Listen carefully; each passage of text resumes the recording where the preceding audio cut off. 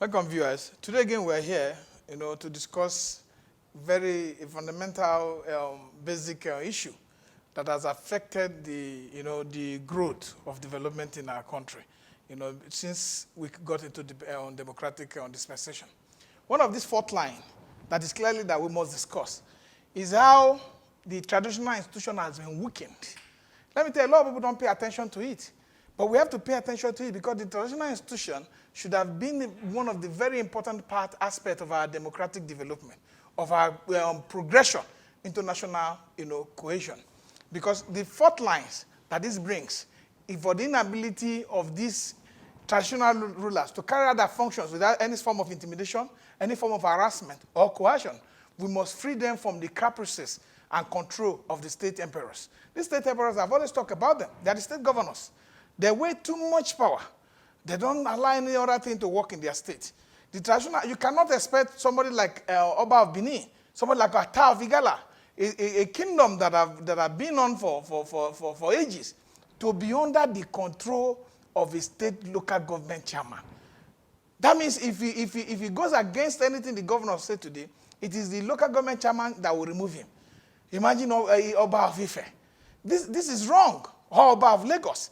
To now be under the control of a local government chairman, we must be able to establish what we call National Council for Traditional Rulers. Just like we have NJC, National Council for Judicial Officers.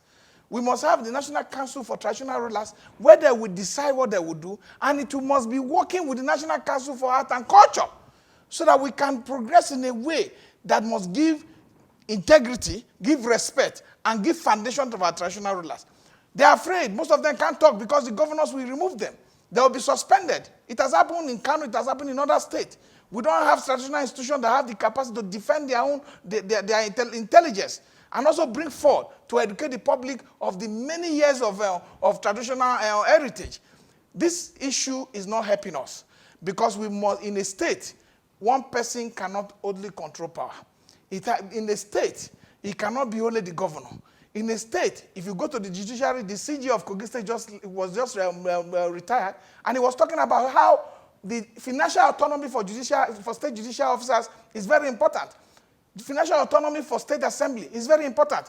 Tell me anywhere in any state that any state assembly is challenging the governor. It's not possible, because if you challenge the governor, in the next 24 hours, the speakers will be removed. The principal officer of the state assembly will be removed. So we still have a National Assembly that is very dependent. But we have state assembly that have become tutelage to the government in power. They have become like toothless bulldogs. The only thing they do is to approve budget. And they approve it hook, line, and sinker, the way the governor will submit it to them.